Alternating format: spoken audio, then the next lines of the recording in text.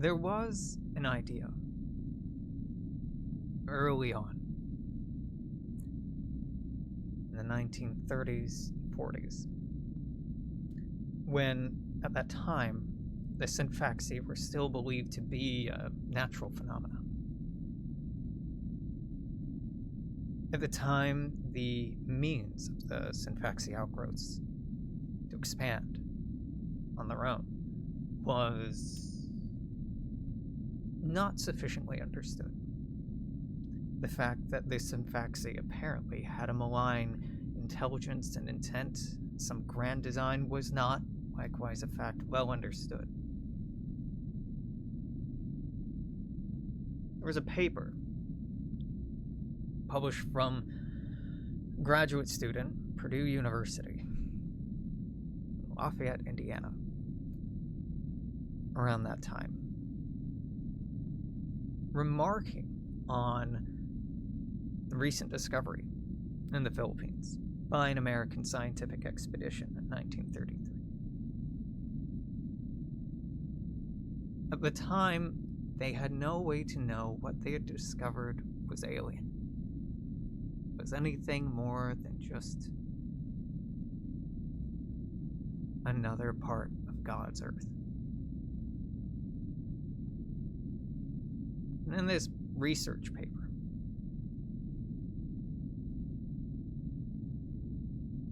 written by Emily Smith, she shows the course of the projected growth of this newfound phenomena.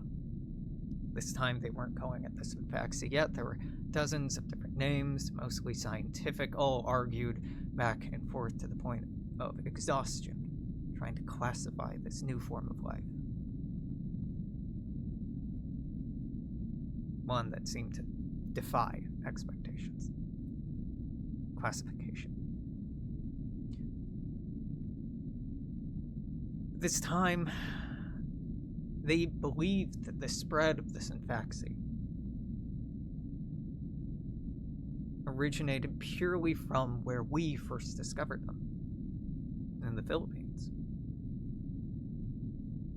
We didn't know then, as we certainly don't know now, when the Synfaxi first arrived on Earth, or where, or in what numbers, and what quantities. Was it a one-off instance in those distant Philippine valleys?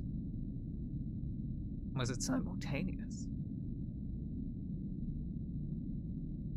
The planet is a big place. It's easy for things to go unnoticed. Miss Smith's paper found that by the end of the first month, oceanic currents would have carried a latent Synfaxi virus to almost all of Japan, save for Hokkaido. All of Korea, southern Manchuria, mainland China up into the mountains, pushing right up into Tibet, hugging the Himalayas.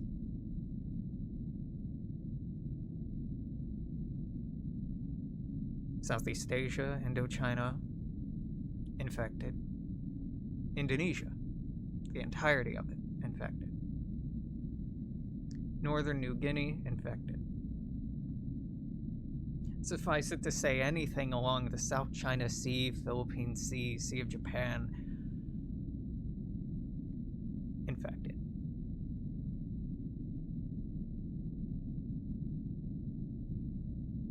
Her paper then goes on, month by month,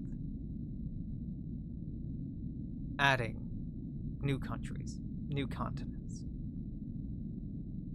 like a slow, methodical line of dominoes. Within the first 6 months, India, Bangladesh, Myanmar, all up into the Himalayas, Pakistan, Persia, Iraq, Arabia, Egypt, the Sudan, Ethiopia, Kenya, Mozambique, Madagascar, the entirety of the eastern seaboard of Africa infected. 60% of the Middle East infected. The entirety of the Indian subcontinent infected. 75% of Australia, save for its westernmost seaboard, infected.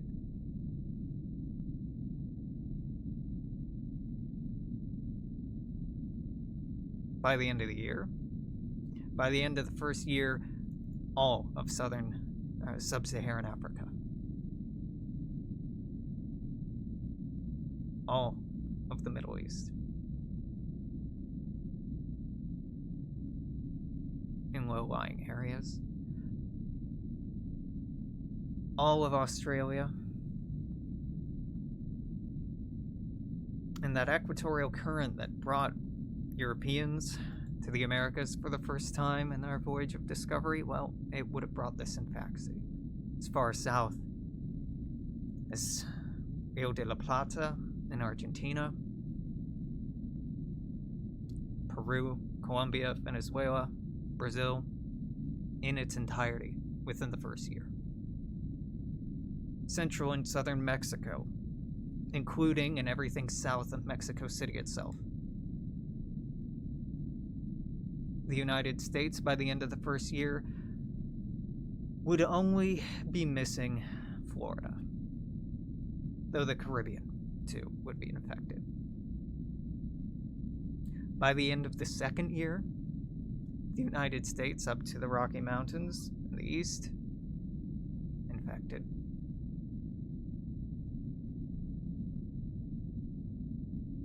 Canada, along the eastern seaboard, along the Atlantic coast, infected. The Hudson Bay would stay untouched by oceanic infection. This paper pointed to the Hudson Bay, Greenland, and other Arctic locales as possibly the last untouched places on Earth from this spreading disease.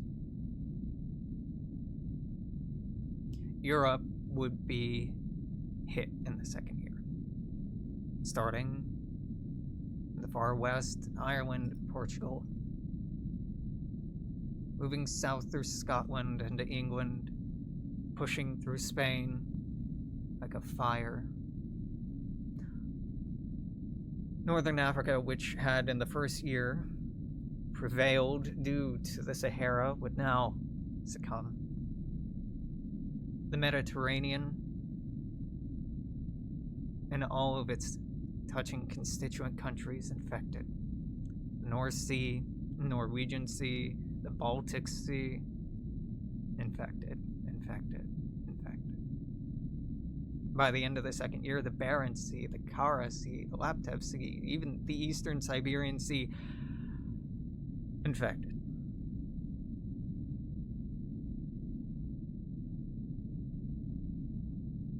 Strangely and remarkably, though the western United States hugs the Pacific Ocean, hugged at that time, I should say, it would take the weak northern Pacific current 5 whole years for this infaxy to naturally be carried from Japan to Sacramento. 5 years. It would be one of the last safe places in the United States. But of course, after those 5 years, when it did finally hit Sacramento, within a year, northern Mexico infected. The Pacific Northwest infected. British Columbia, Alaska, and Far East Russia infected. One of the last stops of the virus, strangely enough, would be the island of Hokkaido. Although Japan itself would be infected within the first year, Hokkaido could hold out for nearly 6 before Mother Gaia's own currents brought this alien thing to its shores. The paper did find that there are places in the United States like the Great Basin, many deserts across the planet, Arctic regions, those that got very little rain, those entirely in rain shadows, that would be able to hold out longer. The Himalayas, much of Central Asia, the western mountainous parts of the United States, even some of the Great Plains, were, to Miss Smith, hopeful regions. She likewise saw precedent and possibility for the furthest extents of the Amazon basin along the Andes Mountains. It's telling, looking back, that even in the early 40s, individuals like Miss Emily Smith could look at these papers that had been published and see foreboding doom.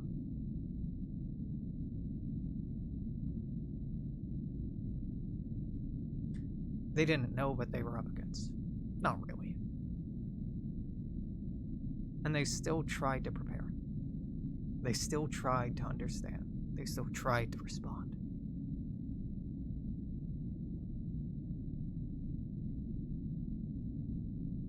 So why is it important for us to look back at these things? Why is it important for us to remember a planet that we will never return to? To a period of time where we were ignorant, blissfully ignorant, a young species on an old planet that we took for granted.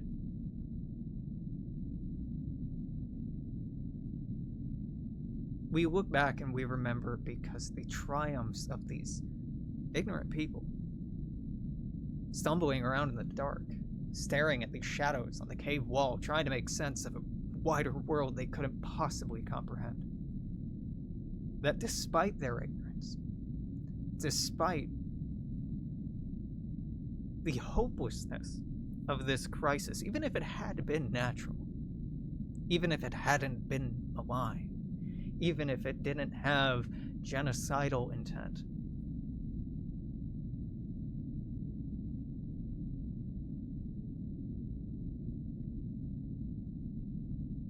humanity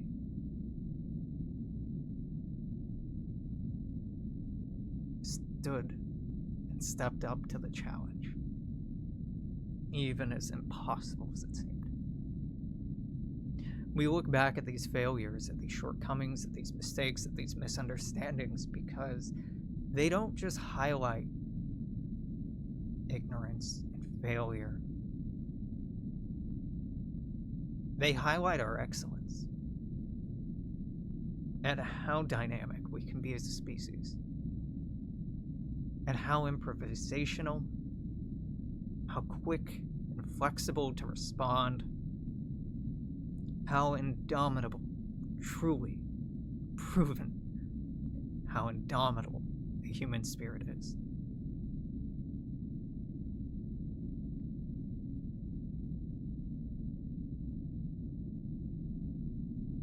I'd like to say that Miss Smith would go on to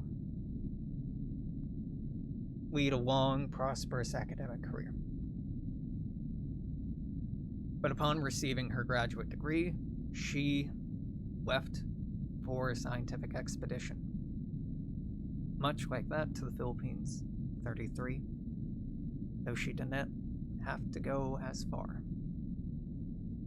The Midwest of the United States at that time had plenty of outgrowths.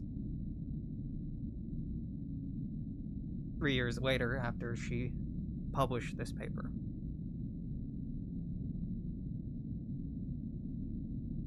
the only place that her name would be written would not be in research papers or publications, would not be in journals. it would be a hastily written death certificate in the midst of the worst war that humanity has ever seen.